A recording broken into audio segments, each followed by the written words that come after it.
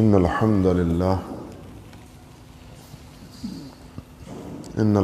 لله رب العالمين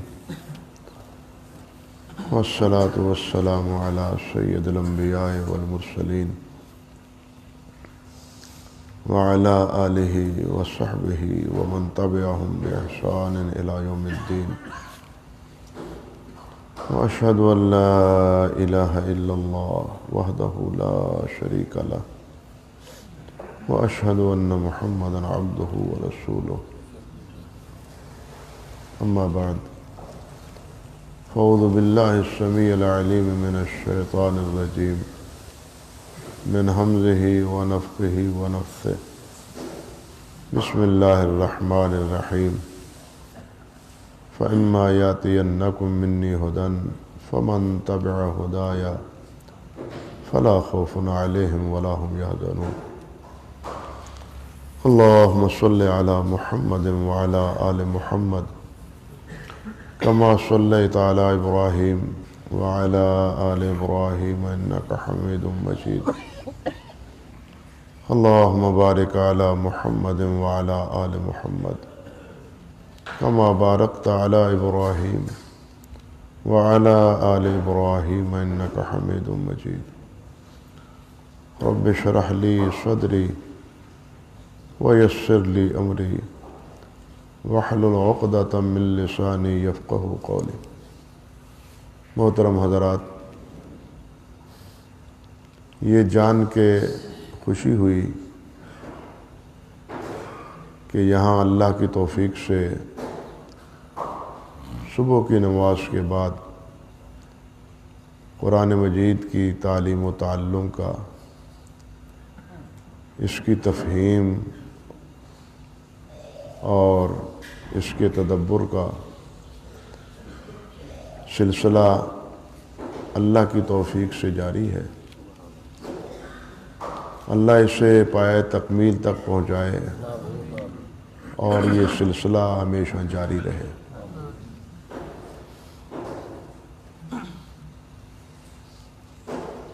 ایک مسلمان کا سب سے بڑا تعلق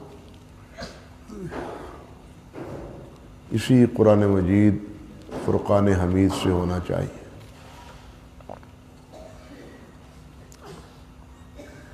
اور یہ اس لیے کہ یہ اللہ رب العزت کا کلام ہے.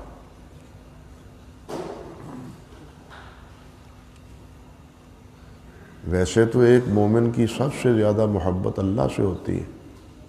والذین آمنوا اشد حبا للہ، کہ ایمان والوں کی سب سے زیادہ محبت اللہ سے ہوتی ہے.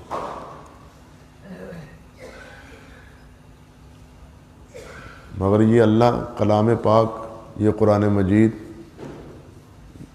یہ اللہ کا کلام ہے، اللہ کے بول ہیں. اللہ نے یہ بول بولے ہیں، یہ اللہ کی مخلوق نہیں ہے. اس لیے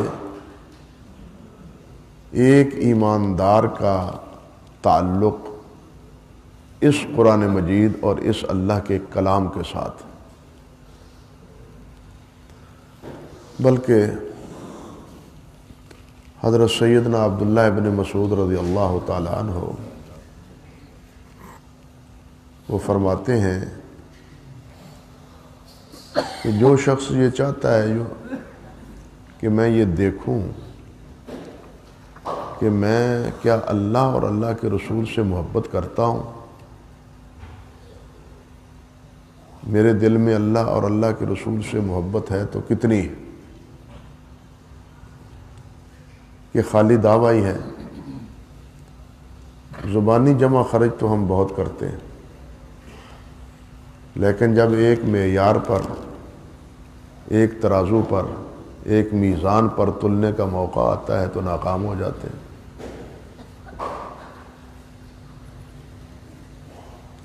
اب عبداللہ ابن مسعود فرماتے ہیں رضی اللہ تعالی عنہ، امام بہقی رحمۃ اللہ علیہ نے کتاب الآداب میں ذکر کیا ہے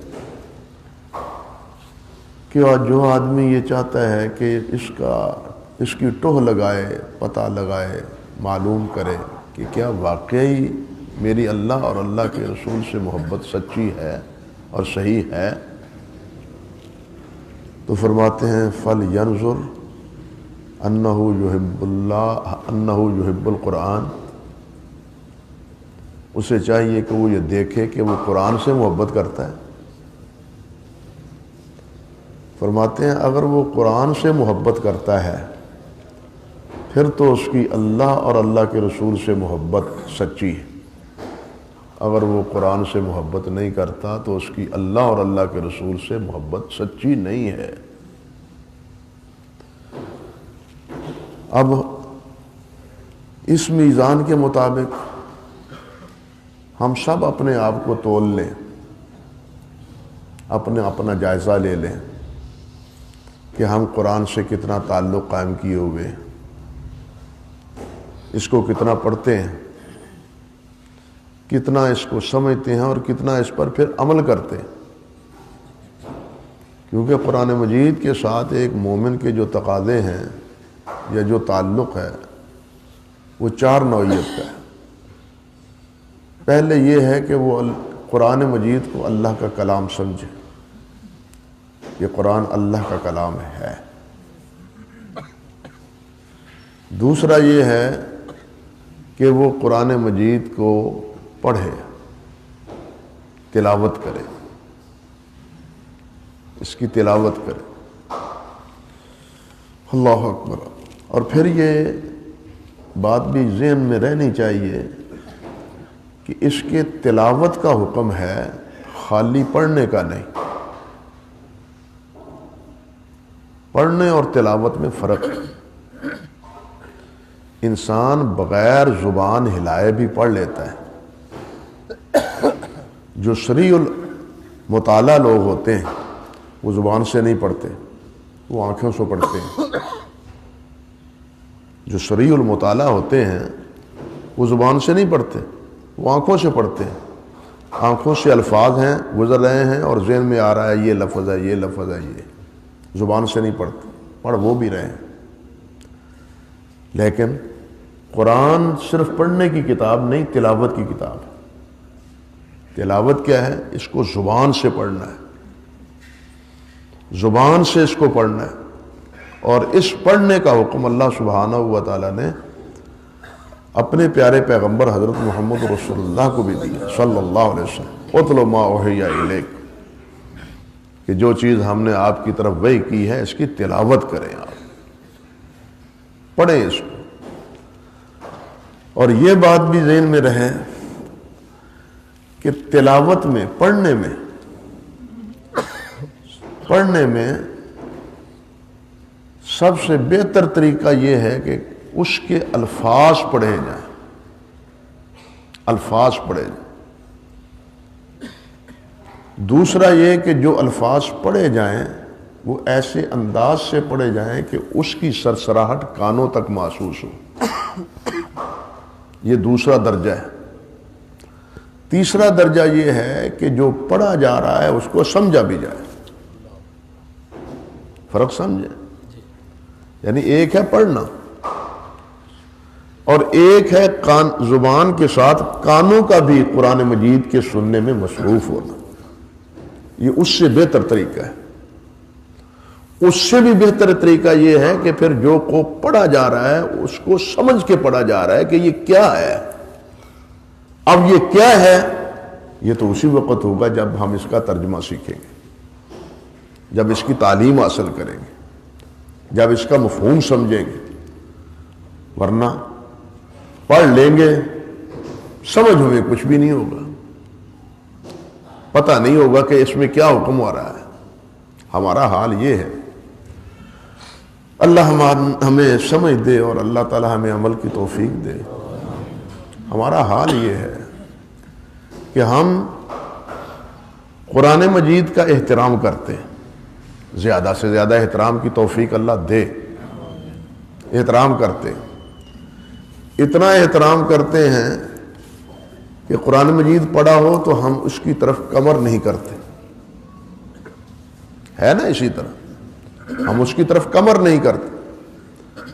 کمر تو ہم کرتے نہیں، لیکن کھول کے نہ پڑھتے ہیں نہ اس پر عمل کرتے ہیں. یہ کیسا احترام ہوا؟ اب یہ جو ہم نے اس سے منہ پھیرا ہوا ہے، نہ پڑھنے کے لیے ہم تیار ہیں اور نہ ہی اس پر عمل کرنے کے لیے تیار ہیں. ہم نے تو رخ ہی بدلا ہوا ہے. ہمارا رخ تو قرآن کی طرف ہونا چاہیے، لیکن ہمارا رخ قرآن کی بجائے کسی اور طرف. ہم احتراماً کمر تو نہیں کرتے، لیکن کمر دیے ہوئے ہیں اس کو، کمر دیے ہوئے ہیں. اب آپ ہی فیصلہ فرمائیں کہ کیا اس کا یہ احترام کی صورت وہ کیا اللہ رب العزت کے لیے ہماری نجات کے لیے کافی ہے یا کافی ہو سکتی ہے؟ حاشا وکلا نہیں. بلا شبہ انہو من یعظم شعائر اللہ فانہا من تقوی القلوب، جو اللہ کے شعائر کا احترام کرتا ہے یہ انسان کے تقوی کی علامت. اس سے کوئی انکار نہیں، جتنا احترام کیا جا بجائے. لیکن اس احترام کے بھی کچھ تقاضے ہیں. صرف یہی نہیں ہے کہ اس کو کمر نہ دی جائے، بلکہ اس سے اگلا مرحلہ یہ بھی ہے کہ اس کو اپنے سینے سے بھی لگایا جائے، سینے میں اتارا جائے. کمر تو دے نہ اور سینے میں اتارے نہ. تو آپ مجھے بتلائیں کہ اس احترام کا نتیجہ کیا نکلے گا؟ عرض کرنے کا مقصد یہ تھا کہ بات یہاں سے ہوئی تھی کہ اللہ سے محبت کے بعد سب سے بڑی چیز جس کے ساتھ انسان کا تعلق ہونا چاہیے وہ قرآن مجید، اللہ کے نبی علیہ الصلوۃ والسلام ہیں. یہاں ایک بات اور عرض کرتا ہوں تاریخی اعتبار سے، ہے بڑی نازک، غلط نہ سمجھیں ہم، لیکن سمجھنے کی کوشش کریں. اللہ غلط بس کئی دفعہ ہوتا ہے، بات کی جاتی ہے، ساتھی جب اس بات کی آگے حکایت کرتے ہیں تو اس کی ترجمانی صحیح نہیں ہوتی. شکایت ہوتی ہے کہ یار میں نے تو کچھ کہا تھا اور آگے بیان میرے حوالے سے یہ کیا گیا ہے. قاری صاحب کو بھی تجربہ ہوگا اس بات کا. یہ نہیں ہونا چاہیے. بات کو پہلے سمجھیں. ہمارے بر صغیر میں کثرت تصانیف کے اعتبار سے مولانا عبدالحی لکھنوی رحمۃ اللہ علیہ کا ایک بڑا نام ہے. کثرت تصانیف کے اعتبار سے ہر فن پر اور ہر موضوع پر انہوں نے لکھا ہے اور حق ادا کیا لکھنے کا. مولانا عبدالحی لکھنوی رحمۃ اللہ علیہ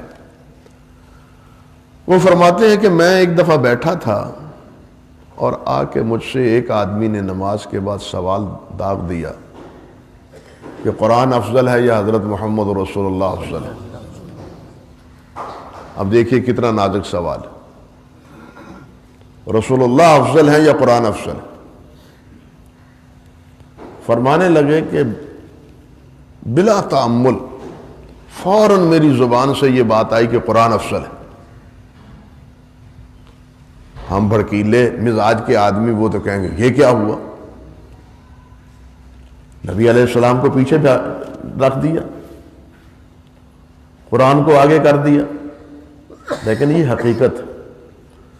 فرماتے ہیں میں نے جواب تو دے دیا، لیکن جب واپس گھر آیا، سفر پر تھا، گھر آیا، لکھنؤ آیا، تو یہ سوال ذہن میں اٹکا ہوا تھا کہ یہ میں نے فوراً جواب تو دے دیا ہے، لیکن کیا یہ جواب درست ہے؟ فرماتے ہیں کہ جب میں نے اس پر سنجیدگی سے غور کیا تو میں اس نتیجے پہ پہنچا کہ جو میں نے فوراً جواب دیا تھا وہ بالکل درست، دلائل پر مبنی. کیوں دلائل پر کیوں مبنی ہے؟ کہ نبی علیہ الصلوۃ والسلام اللہ ذوالجلال کی مخلوق ہیں اور قرآن اللہ کی صفت. فرق سمجھے؟ نبی علیہ السلام اللہ کی کیا ہے؟ مخلوق ہے، اور مخلوق ہونے پر ناطے ان پر اللہ کے وہی حکم نافذ ہوتے ہیں جس طرح دوسری مخلوق پر ہوتے ہیں. لیکن قرآن مجید کلام الہی ہے، یہ اللہ رب العزت کی صفت ہے، بول ہے، یہ مخلوق نہیں ہے. جو اللہ ذو الجلال والاکرام کا مقام ہے اور اللہ کی صفات کا مقام ہے، اس کے مقابلے میں کسی مخلوق کا کوئی مرتبہ نہیں۔ اس لیے مومن کا تعلق ہمارے لیے، ہمارے نزدیک یا مومن کے نزدیک اللہ رب العزت کے ساتھ ساتھ اللہ کے پیارے پیغمبر حضرت محمد رسول اللہ صلی اللہ علیہ وسلم کے ساتھ ساتھ سب سے زیادہ ناتا تعلق قرآن مجید کے ساتھ ہونا چاہیے، جس طرح عبداللہ بن مسعود رضی اللہ تعالیٰ عنہ کی بات کہہ چکا ہوں۔ اللہ اکبر کبیرہ۔ اور نبی علیہ الصلوۃ والسلام سے یہی عبداللہ بن مسعود فرماتے ہیں رضی اللہ تعالی عنہ کہ ہم نبی علیہ السلام سے قرآن مجید کی تعلیم حاصل کرتے تھے۔ کیسے کرتے تھے؟ فرماتے ہیں ہم 10 آیات پڑھتے تھے، 10 آیات کی تعلیم حاصل کرتے تھے، اور 10 آیات کی تعلیم ہی حاصل نہیں کرتے تھے، اس پہ عمل کر کے پھر آگے 10 آیات کی تعلیم حاصل کرتے تھے۔ یہ جو حضرات صحابہ کرام کے تراجم میں بات آتی، کوئی کہتے ہیں کہ ہم نے سورۃ بقرہ 6 ماہ میں پڑھی ہے، کوئی کہتے ہیں 10 سال میں پڑھی ہے، 9-10 سال میں پڑھی عبداللہ بن عمر رضی اللہ تعالی عنہما۔ اس کا کیا مفہوم؟ اس کا یہی مفہوم ہے، یہ پڑھنا ہے کہ اس پر پڑھنا بھی ہے، اس کا پڑھنا بھی ہے، اور پڑھ کے اس پر عمل بھی کرنا ہے۔ یہ ہماری ذمہ داری ہے، یہ ہمارا فریضہ ہے۔ جس طرح میں نے ابتداءً عرض کیا تھا کہ ہمارا سب سے بڑا ناطہ قرآن مجید کے ساتھ، یہ کیوں ہے؟ اس لیے کہ یہی کتاب اب کتاب ہدایت، یہی کتاب اب کتاب ہدایت۔ حضرت علی رضی اللہ تعالیٰ عنہ کا فرمان ہے کہ جو آدمی قرآن کو چھوڑ کے کسی اور جگہ سے ہدایت کا متلاشی ہے، اللہ اس کو ہدایت نہیں دیتا۔ ہدایت ڈھونڈنی ہے تو اس سے ڈھونڈنی ہے۔ ہدی للعالمین یہ ہے، ہدی للمتقین یہ ہے، ہدی للناس یہ ہے، لوگوں کے لیے، متقین کے لیے ہدایت کا ذریعہ واحد یہ کتاب۔ اپنے اپنے دور میں پہلے صحیفے ہدایت کی کتابیں تھیں، لیکن اب ہدایت کی کتاب ہے تو صرف یہ قرآن مجید۔ قرآن مجید نے جو اصول، جو ضوابط، جو قواعد، جو مسائل، جو احکام بتلائے ہیں، وہ سب کے سب ہدایت پر مبنی۔ اس لیے ہم نے ہدایت بھی ڈھونڈنی ہے تو اس کتاب سے ڈھونڈنی ہے۔ قرآن مجید کو اللہ ذو الجلال والاکرام نے شفاء لما فی الصدور کہا ہے۔ ہم نے شفا بھی ڈھونڈنی ہے تو اس کتاب سے ڈھونڈنی ہے۔ یہ بیماری، یہ دل کی بیماری، یہ جسمانی بیماریوں سے کہیں مہلک ہے، اور یہی دل کی بیماری یہ ہمارے گھروں کی بربادی کا بھی باعث ہے، ہمارے ملک کی بربادی کا بھی باعث ہے۔ دلوں کی بیماری، جسم کی بیماری سے تو اکیلا انسان بیمار ہوتا ہے، اکیلا انسان برباد ہوتا ہے، لیکن دلوں کی بیماری سے پورا ماحول برباد ہو کے رہ جاتا ہے، گھر تباہ ہو جاتے ہیں، ملک برباد ہو جاتا ہے۔ یہ حسد، یہ کبر، یہ کینہ، یہ ہرس، یہ حب جاہ و مال، یہ ایسی بیماریاں ہیں کہ جس کے نتیجے میں نہ گھر آباد ہوتا ہے، نہ جس کے گھر میں نتیجے میں نہ ملک آباد ہوتا ہے۔ اور ان بیماریوں کا علاج کسی طبیب کے پاس نہیں ہے، اگر ہے تو قرآن مجید میں۔ ان بیماریوں کا کوئی علاج آپ دیکھیں نبی علیہ الصلوۃ والسلام نے کیا فرمایا؟ ان فی الجسد مضغہ اذا صلحت صلح الجسد کلہ واذا فسدت فسد الجسد کلہ، او کما قال النبی صلی اللہ علیہ وسلم، کہ جسم میں ایک لوتھڑا ہے، ایک ٹکڑا ہے، ایک بوٹی ہے، اگر یہ درست ہو جائے سارا جسم درست، اگر یہ درست نہ ہو تو پھر جسم درست رہ سکتا نہیں، پھر یہ قبر کی سپرد ہو جاتا ہے۔ فرمایا الا وهو القلب، وہ کون سا ٹکڑا ہے؟ وہ دل ہے۔ وہ دل ہے. انبیاء کرام علیہ السلام نے صحابہ کرام رضوان اللہ علیہ مجمعین کے دلوں کی دنیا آباد کی تھی. انہوں نے ان کے دلوں کی اصلاح کی تھی، اور دلوں کے اصلاح سے پھر نتیجہ اخلاق کی اصلاح پر منتج ہوتا ہے.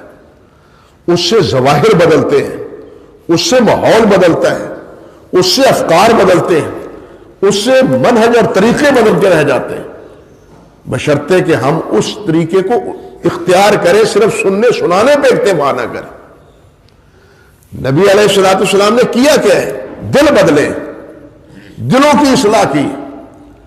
اب دل میں اگر ہرس ہے، دل میں اگر تکبر ہے، دل میں اگر مال کی محبت ہے، تو پھر یہ مال کی محبت ہمیں حرام خوری سے نہیں بچا سکتی، چوری سے نہیں بچا سکتی، رشوت سے نہیں بچا سکتی، مال میں ملاوٹ سے نہیں بچا سکتی. کیوں؟ مال کی محبت ہے، مال ملنا چاہیے، پیسے آنے چاہیے، رات کو رقم ملنی چاہیے. کسی کو غلط سودا ملتا ہے تو ملے، کسی کو دھوکے دیا جاتا ہے تو دے دیا جائے، لیکن میری جیب میں مال آنا چاہیے. بیماری تو یہ ہے. آج ہم کہتے ہیں ملاوٹ ختم ہونی چاہیے، آج ہم کہتے ہیں ریٹ صحیح ہونے چاہیے، آج ہم کہتے ہیں کہ جناب ماپ اور تول وہ صحیح ہونا چاہیے، ماپ اور تول صحیح ہونا چاہیے. یہ ہوگا کیسے؟ پابندیوں سے، ملک کے حکام کے قانون بنانے سے، اس قانون کے وضع کر دینے سے قطعاً نہیں. یہ ہوگا دل کی اصلاح سے، یہ تبدیلی آئے گی دل کے بدلنے سے، یہ چور بازاری رکے گی دل کے بدلنے سے، یہ تکبر اور یہ حسد اور یہ ہرس اور یہ حب جاہ اور حب مال یہ ختم ہوگا اسی دل کے بدلنے سے. اور یہ بدلنے کے لیے، اس بدلنے کے لیے، تبدیلی کے لیے کون سی کتاب ہے؟ وہ یہ کتاب ہے شفاء لما فی الصدور. یہ شفاء لما فی الصدور. حضرات صحابہ کرام رضوان اللہ علیہ مجمعین کے اللہ کے فضل و کرم سے دل بدلے تھے. جو چور تھے لوگوں کے مالوں کے محافظ بنے، جو ڈاکو تھے عزتوں کے لٹیرے تھے وہ لوگوں کی عزتوں کے محافظ بنے. یہ امر واقع ہے یا نہیں؟ یہ تبدیلی کیسے آئی ہے؟ یہ تبدیلی اسی دلوں کے بدلنے سے آئی ہے. میرے بھائیوں، جب تک یہ دل نہیں بدلیں گے، یقین جانیے ظاہری قانون ہمارے اندر کوئی تبدیلی نہیں لا سکتا. قانون کی گرفت تو تنگ آمد بجنگ آمد کے مترادف ہوتی. قانون کی جو گرفت ہوتی ہے وہ تنگ آمد بجنگ آمد کے مترادف. لاتوں کے بھوت باتوں سے نہیں مانتے، یہ اس کے مصداق آ کے بنتا ہے جہاں قانون کی گرفت ہوتی ہے. لیکن قانون سے پہلے جو چیز اصلاح کی اور وہاں تک نہ پہنچنے کا سبب بنتی ہے وہ یہ قرآن مجید ہے، جو روکتا ہے، جو ٹوکتا ہے، جو منع کرتا ہے. اور یہ ممنوعات ہمارے دل میں آ جائیں، خدا کی قسم کائنات بدل جائے، ماحول بدل جائے، ملک بدل جائے. افسوس یہی ہے کہ ہم زخم کا اوپر سے پٹی باندھتے ہیں، اوپر سے دھو لیتے ہیں، دوائی لگا کے اوپر پٹی باندھ لیتے ہیں، لیکن اندر سے جو ناسور اور اندر سے جو خون کی خرابی ہے اس کو دور کرنے کا سوچتے ہی نہیں. وہ زخم کیسے درست ہوگا؟ وہ زخم کیسے بھرے گا جب اندر سے خون ہی خراب ہو چکا ہو؟ کبھی وہ زخم مندمل نہیں ہوگا جب خون کی خرابی سے وہ زخم جو ہے نا وہ بڑھتا چلا جائے گا خون کی خرابی کی وجہ سے. اصل خون کی خرابی ہے، اس کا علاج کیجیے. خون کی درستگی ہونی چاہیے، یعنی اصل خرابی دل کی بیماری ہے، اس کا ازالہ ہونا چاہیے. دل درست ہو جائے گا تمام سارا ماحول درست ہو جائے گا. تو یہ قرآن مجید کس لیے ہے؟ یہ قرآن مجید ہے اسی طرح شفاء لما فی الصدور ہے. اللہ کی قسم اس کے علاوہ کوئی نسخہ نہیں ہے، کسی طبیب کے پاس کوئی دوائی نہیں ہے اس دل کے ٹکڑے کی. ان بیماریوں کے علاج کی، اس بیماریوں کے علاج کی دعا اس کے پاس ہے جس نے یہ دل بنایا ہے، جس مالک نے یہ دل بنایا ہے اس کے پاس دوا ہے۔ اس نے فرمایا ہے کہ یہ دعا ہے، تمہارے دلوں کی بیماری کی یہ دعا ہے۔ اب یہ دعا تو موجود ہو، دعا تو موجود ہو، لیکن ہم اس کو استعمال ہی نہ کریں تو پھر کیا فائدہ ہے اس دوائی کا؟ کوئی فائدہ نہیں۔ اس لیے میرے بھائیوں، اس دعائی سے فائدہ اٹھائیں، اس کو استعمال کریں، اس سے اپنے دلوں کی اصلاح کریں۔ جب دل صحیح ہو جائے گا عمل خود بخود صحیح ہو جائیں گے۔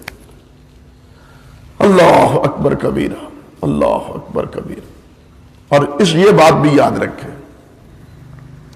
کہ قرآن مجید یہ اللہ کا پاک کلام، اللہ کے فرامین اور اللہ کے یہ بول، یہ اللہ کے فضل و کرم سے، اللہ کے احسان سے ایسے نہیں ہیں کہ جو اثر پذیر نہ ہو، جو اثر پذیر نہ ہو۔ سب سے مؤثر اور سب سے زیادہ دلوں کو آباد کرنے والی وہ یہی کتاب ہے، وہ یہی کتاب ہے۔ اور یہ تاریخ میں مثالیں موجود ہیں، آپ علماء سے سنتے بھی رہتے ہیں۔ جزن ہر بات کو دہرانا مقصد نہیں ہے کہ جو ایماندار بھی نہیں تھے وہ بھی اس کے سننے پہ مجبور تھے، حالانکہ مانتے نہیں تھے، نہیں مانتے تھے۔ اخنس بن شریک نہیں مانتا تھا، ابو جہل نہیں مانتا تھا، لیکن رات کو آ کے محمد رسول اللہ کا قرآن سنتا تھا۔ کیوں سنتا تھا؟ اس کو پتا تھا کہ تسکین اگر کچھ ہوتی ہے تو اس سے ہوتی ہے، میں مانوں یا نہ مانوں۔ اور آج بھی دنیا اس حقیقت کو مانتی، عالم کفر آج بھی مانتا ہے، بات سمجھ لیں، عالم کفر آج بھی مانتا ہے۔ اور یہی وجہ ہے کہ عالم کفر اس کے پیچھے پڑا ہوا ہے، عالم کفر اس کے پیچھے پڑا ہوا ہے۔ اگر اس کتاب کو اسی طرح ہم نے باقی رہنے دیا تو پھر ہماری بقا نہیں ہے، ہماری بقا خطرے میں پڑ جائے گی، ہم باقی نہیں رہیں گے۔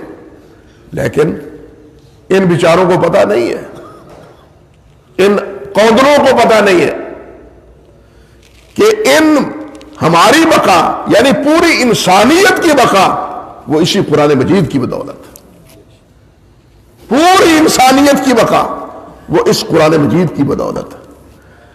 جب تک اس دنیا میں یہ قرآن رہے گا یہ دنیا باقی رہے گی۔ حدیث میں آتا ہے، اپنی طرف سے نہیں کہتا ہے، ابن ماجہ کی روایت ہے، اور جب یہ قرآن اڑ جائے گا دنیا کی لپیٹ کا بھی وقت آ جائے گا۔ حدیث میں آتا ہے کہ ایک وقت آئے گا کہ لوگ رات کو سوئیں گے اور صبح قرآن کو اٹھائیں گے تو اوراق خالی ہوں گے، الفاظ نہیں ہوں گے۔ ایک وقت آئے گا اور جب یہ الفاظ اوراق سے اٹھا لیے جائیں گے گویا کہ دنیا سے امن کا وقت جو ہے نا وہ ختم ہو چکا ہے۔ اب دنیا کی بساط لپیٹ دی جائے گی، دنیا کے اختتام کا وقت آ چکا ہے۔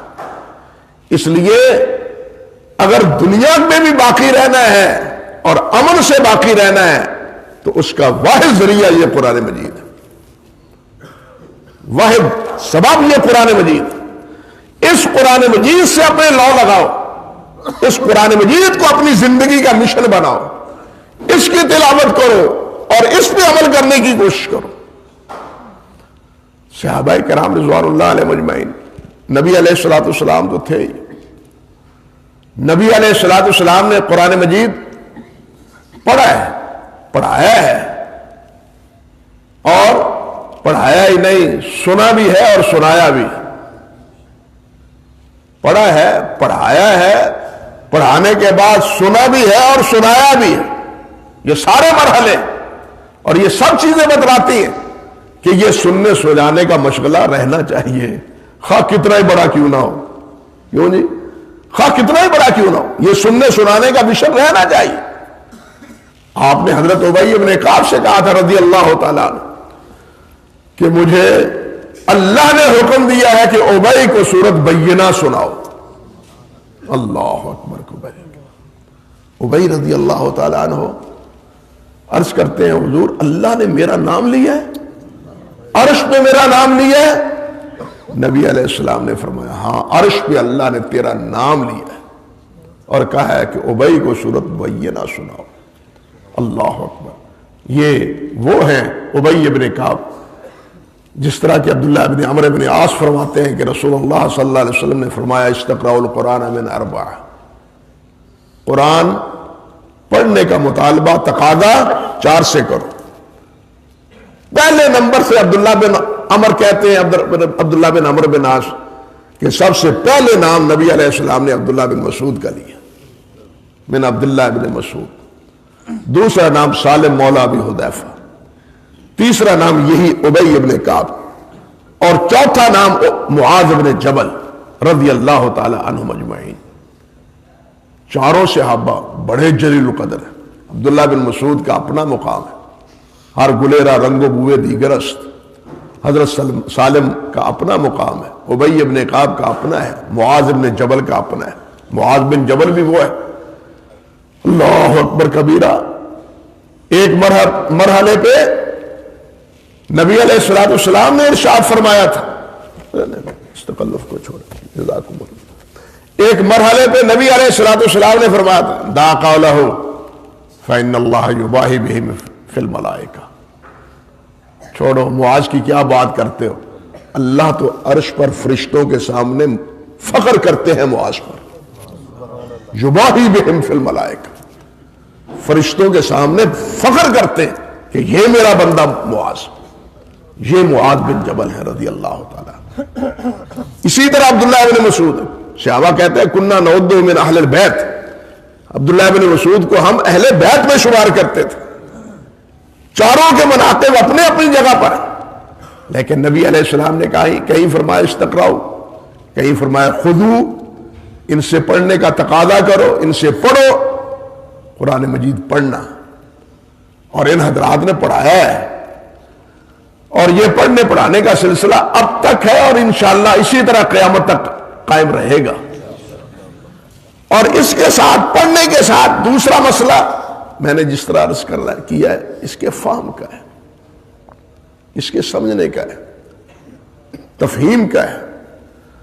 اب یہ دیکھیے حضرت ابو ذر فرماتے ہیں رضی اللہ تعالی عنہ, ایک روایت میں عرض کرتے ہیں اوصنی یا رسول اللہ, حضور مجھے وصیت کیجیے.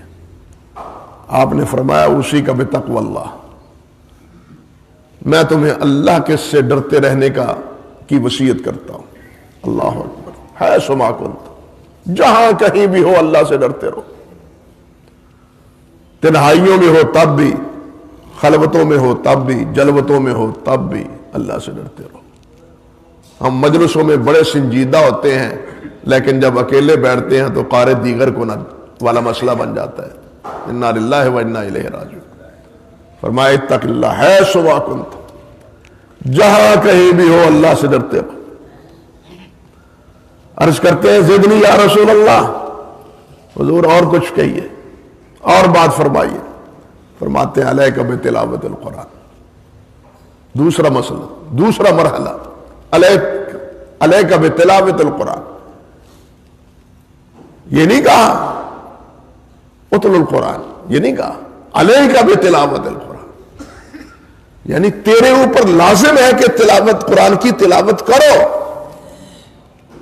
فرق سمجھا دونوں میں؟ ایک ہے تلاوت کا حکم دینا, ایک ہے لزوم. علیک بتلاوت القرآن, تیرے پر لازم ہے, فرض ہے گویا کہ تمہارے اوپر کہ تم قرآن مجید کی تلاوت کرو. فَإِنَّهُ نُورٌ لَكَ فِي الدُّنْيَا وَزُخْرٌ لَكَ فِي الْآخِرَةِ. یہ تیرے لیے دنیا میں نور ہے اور آخرت میں ذخیرہ ہے. یہ تیرے لیے دنیا میں نور ہے. بھائی نور تو ہے, نور تو ہے, لیکن اگر ہم اس نور سے روشنی ہی نہ حاصل کریں تو نور کا کیا قصور ہے؟ لائٹ تو جل رہی ہے, ہم اندھیرے میں چلے جائیں, ہم اندھیرے کو اختیار کر لیں, تو قصور نور کا تو نہیں ہے، ہمارا قصور۔ یہ نور اسی وقت ہے جب نور کو ہمراہ لے کے چلیں گے، تبھی ہم کسی کھائی سے بھی گریں گے، تبھی ہم کسی لکڑی سے بھی الجھنے سے گریں گے، اور کبھی ہم کانٹوں سے بھی الجھنے سے بچیں گے جب ہمارے ہاتھ میں نور ہوگا۔ یہ نور ساتھ ساتھ رہے زندگی کے، تبھی انسان زندگی کی اولودگیوں سے بچ سکتا ہے۔ یہ نور ساتھ رہنا چاہیے۔ علیک بتلاوت القرآن کے بعد پھر کیا ہے؟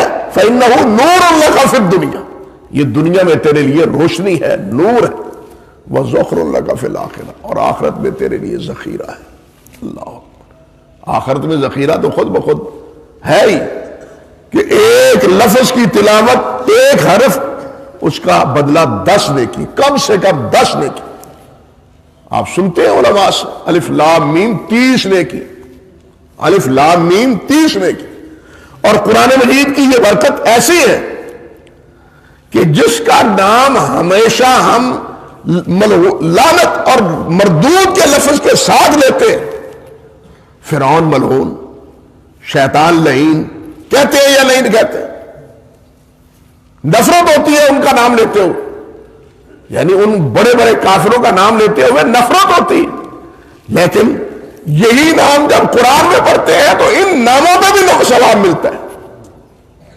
فرق سمجھے کچھ؟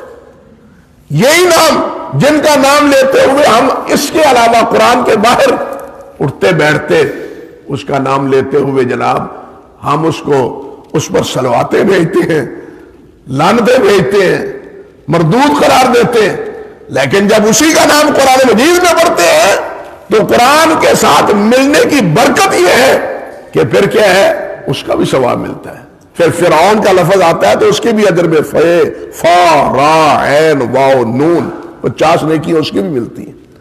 ابو لہب پہ اللہ ذو الجلال والاکرام نے ایک قسم کی پھٹکار ڈالی، لیکن جب وہ سورت پڑھتے ہیں تو یہ نہیں کہ قل ہو اللہ کا ہی ثواب ملتا ہے، تبت یدا ابی لہب وتب کا بھی ثواب ملتا ہے، صرف قل ہو اللہ کا ثواب نہیں۔ یہ تبدیلی ہے اور یہ وجہ ہے کہ یہ سارا کلام اللہ رب العزت کا۔ تو عرض کر رہا تھا کہ ابو ذر رضی اللہ تعالیٰ عنہ وہ فرماتے ہیں کہ نبی علیہ الصلوۃ والسلام نے فرمایا علیک بتلاوت القرآن۔ حضرت ابو ذر ہی سے دوسری روایت فرماتے ہیں ابو ذر قرآن مجید کی تعلیم حاصل کرو۔ اب تلاوت کے ساتھ تعلیم کی بات ہے، فرمایا جو تعلیم حاصل کرتا ہے قرآن مجید کی، اللہ اکبر کبیر، ایک آیت کی تعلیم حاصل کرتا ہے، من تعلم بآیت، جو ایک آیت کی تعلیم حاصل کرتا ہے، ایک آیت کی تعلیم 100 نفل پڑھنے سے بہتر ہے۔ 100 نفل پڑھنے سے ایک آیت کی تعلیم حاصل کرنا، محمد رسول اللہ صلی اللہ علیہ وسلم نے فرمایا وہ بہتر ہے۔ ہم نفل تو پڑھیں گے، چلے پہ چلے بھی کاٹیں گے، لگائیں گے، لیکن قرآن مجید کی تعلیم حاصل نہیں کریں گے۔ کہیں یہ نہ پتا چل جائے کہ قرآن کیا تھا، کیا ہے، دعوت کیا دیتا ہے۔ ہمیں سوچنا چاہیے کہ ہم کدھر جا رہے ہیں۔ نفلی عبادت تو ٹھیک، بات سمجھے، نفلی عبادت ہمارے اندر یہ ہمارا ایک کہنا چاہیے جرم ہے کہ جو نوافل ہیں ان کو فرائض کا درجہ دے دیا، اور جو فرائض ہیں وہ مستحبات سے بھی کم تر ہمارے سامنے نظر آتے۔ نفلی عبادت اپنی جگہ، لیکن نفل سے بہتر قرآن مجید کی تعلیم ہے۔ قرآن سیکھنا ہے، قرآن کیا کہتا ہے۔ ایک آیت کی تعلیم آپ نے فرمایا 100 نفل پڑھنے سے بہتر۔ حضرت عقبہ سے روایت ہے، نبی علیہ الصلوۃ والسلام نے فرمایا کہ تم میں کون ہے کہ جو وادی بطحان میں جائے یا وادی عصفان میں جائے اور وہاں جا کے 2 موٹی تازی اچھی بڑی کہاڑ والی 2 اونٹنیاں لے کے آئے، نفع بخش۔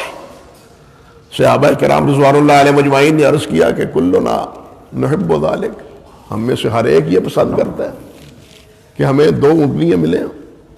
عرب میں سب سے زیادہ محبوب جانور یہی اونٹ سمجھا جاتا تھا، صحراؤں میں بھی یہی کام دیتا تھا، بلکہ علماء کہتے ہیں کہ جیسے سمندروں میں کشتیاں ہیں اسی طرح صحراؤں میں اونٹ ہیں۔ جیسے سمندروں میں کشتیاں چلتی ہیں اسی طرح صحراؤں میں یہ اونٹ ہیں۔ تو صحرات کا علاقہ تھا حجاز کا سارا علاقہ، ان کے نزدیک سب سے محبوب ترین اونٹ۔ اللہ اکبر کبیر، اللہ اکبر کبیر۔ فرمایا جو آدمی وہ چاہتا ہے، کون چاہتا ہے تم میں سے کیوں وادی عصفان میں جائے یا وادی عقیق میں جائے اور وہاں جا کے جناب 2 بازار سے موٹی تازی اونٹی، صحابہ کہتے ہیں ہم میں سے ہر ایک کو چاہتا ہے۔ اللہ اکبر۔ فرمایا جو آدمی 2 آیتوں کی تعلیم حاصل کر لیتا ہے وہ 2 اونٹنیوں سے بہتر ہے، 2 اونٹنیوں سے بہتر ہے۔ گویا 2 آیت کی تعلیم اچھے سے اچھے مال سے بھی بہتر ہے۔ مال کے اعتبار سے بھی وضاحت فرما دی اور نفلی عبادت کے اعتبار سے بھی نبی علیہ السلام نے وضاحت فرما دی۔ اب بتلائیے تقدم کس کو حاصل ہوا؟ قرآن کو حاصل ہوا، مال کے مقابلے میں بھی، نفلی عبادت کے مقابلے، کیونکہ اس کی تعلیم ہمارے لیے فرض ہے۔ نفلی عبادت درجہ نفل کا ہے، جو چیز فرض ہے ہم اس کو فرض کا درجہ دیں، جو نفل ہے اس کو نفل کا، جو سنن ہے اس کو سنن کا درجہ دیں۔ ہمارے ہاں سنتوں کا تو بڑا اہتمام ہے، سنتوں کا بڑا اہتمام ہے، بڑا اہتمام ہے رفع الیدین کا، بڑا اہتمام ہے آمین بالجار کا، لیکن حرام سے بچنے کا کوئی اہتمام نہیں۔ حرام سے بچنا فرض ہے یا نہیں؟ حرام سے بچنا فرض ہے یا نہیں؟ اور سنتوں پہ ہم لڑتے ہیں، حرام سے بچنے پہ کب ہم نے لڑائی لڑی؟ اس سے تو ہم آنکھیں چرا لیتے ہیں، مصلحتوں کا شکار ہو جاتے ہیں، نظر انداز کر دیتے ہیں، سنتوں پہ لڑتے ہیں۔ یہ سنتوں کو اہم بنانا، فرض کے مقابلے میں اہم بنانے کا جرم، ہم کہیں جرم تو نہیں کر رہے ہیں، مجرم تو نہیں بن رہے ہیں۔ سنجیدگی سے ہمیں سوچنا چاہیے۔ میرا مقصد قطعاً یہ نہیں ہے کہ سنت سے محبت نہ کریں، سنت سے محبت بجا، لیکن سنت سے محبت سنت کے دائرے میں، اس کے مقابلے میں جو فرض ہے اس کو، اس کی قدردانی، اس کا اہتمام اس سے بھی کہیں زیادہ ہونا چاہیے۔ سنتوں کا تو ہم اہتمام کریں، ہمارے ہاں کتنا ہے سنتوں کا اہتمام ہے، ادھر نماز فرض ہو رہی ہے، سنتیں پڑھی جا رہی ہیں، مقدم کس کو جانا ہے؟ ہوتا ہے ہمارے ہاں یا نہیں ہوتا؟ نماز ہو رہی ہے، فرض ہو رہے ہیں، لیکن پڑھ کیا رہے ہیں؟ سنتیں پڑھ رہے ہیں۔ مقدم کس کو سمجھا ہم نے؟ اہمیت کس کو دی ہم نے؟ فرض کو دی ہے یا سنت کو دی ہے؟ وہ ایک ہمارے مولوی صاحب ہے، نام نہیں لیتا، انہوں نے بڑی اچھی بات کہی۔ انہوں نے کہا اور جس ہستی کی سنتیں ہیں، جنہوں نے اس کو سنتیں قرار دیا ہے، وہی ہستی کہتی ہے سنتیں چھوڑ دو، فرض کو پڑھو، اور جس کی سنتیں پڑھ رہے ہو وہی فرض پڑھنے کا حکم دیتا ہے، پھر حکم کی بھی مخالفت کرتے ہو، فرض کی اہمیت بھی گراتے ہو، فرض کی اہمیت بھی گراتے ہو، اور اس کے ساتھ ساتھ آپ کے حکم کی مخالفت بھی کرتے ہو۔ بڑی اچھی بات اس نے کہی، اللہ اکبر کبیرہ۔ اس لیے میں عرض کر رہا ہوں کہ ہمیں اپنے اعمال میں اس درجہ بندی کا لحاظ کرنا چاہیے۔ ہم سنن اور مستحبات پر لڑنے لگتے ہیں، لیکن فرائض اور محرمات اس کی پرواہ تک نہیں کرتے۔ یہ اجتناب، یہ تفریق اور یہ اہتمام، اس کا بھی اگر ہمیں پتہ چلے گا تو قرآن مجید کی تعلیم سے حاصل ہوگا۔ اس لیے زندگی میں سب سے زیادہ چیز جو ہمارے ہاں مطلوب ہے وہ قرآن مجید ہے۔ بچوں کی زبانوں کو قرآن مجید کے ساتھ جو ہے نا وہ وابستہ کرو۔ ہمارے ہاں بالکل بچپن میں تیسرے چوتھے سال میں یہ کیا ہے جی پریپ ہے، اب پریپ کے بعد کیا ہے جی، مجھے تو یہ مراحل آتے ہی نہیں، نام پلے گروپ، پریپ گروپ، پھر اس کے پتہ نہیں کیا کیا گروپ ہیں یہ بنے ہوئے، یہ تو نرسری سب چلتا ہے، لیکن کیا ان نونہالوں کو اللہ اللہ اور لا الہ الا اللہ سکھانے کی بھی کبھی ترغیب ہوئی ہے؟ ہمارا رخ کدھر ہے؟ المیہ یہی ہے کہ ہمارا رخ ہی صحیح نہیں ہے. ہم اپنے رخ کو صحیح کریں. ہمارا رخ کتاب اللہ کی طرف ہو، ہمارا بھی، ہماری اولاد کا بھی. اولاد کے دلوں میں اللہ اور اللہ کے رسول کی محبت کو جاگزی کریں. ان کے دلوں میں قرآن مجید کی محبت اور قرآن کی تلاوت اور قرآن سے لگاؤ، اس کو اجاگر کریں. اگر آج ہم یہ نہیں کریں گے تو کل میرے بھائیوں وہ ہمارے لیے کبھی دعائے خیر نہیں کریں گے، اور وہ کبھی بھی قرآن مجید کے ساتھ اپنا تعلق اور اپنی وابستی مستحکم نہیں کریں گے، اور یہ کوتاہی کرنے میں مجرم ہم قرار پائیں گے. اس لیے ہمیں چاہیے کہ ہم خود آپ بھی اپنی اولادوں کو بھی قرآن مجید کی طرف لائیں، قرآن کی تعلیم دلوائیں. اللہ سبحانہ و تعالی مجھے بھی اس کی توفیق دے، آپ حضرات کو بھی توفیق دے، اور ہماری اولادوں کو اللہ سبحانہ و تعالی قرآن مجید کے ساتھ ہمیں بھی اور اولادوں کو بھی وابستہ کرے، پورے ملک کو بلکہ وابستہ کرے. اسی میں ہماری دنیا کی فلاح ہے اور اسی میں ہماری آخرت کی بہبود ہے. اللہ ذوالجلال یہ نعتہ قرآن مجید کے ساتھ ہمارا مستحکم سے مستحکم فرمائے، اور اس میں جو کوتاہی اور کمی ہے اللہ اپنے فضل و کرم سے اس کے ازالے کی توفیق عطا فرما دے. وآخر دعوانا الحمدللہ رب العالمین. سبحان اللہ.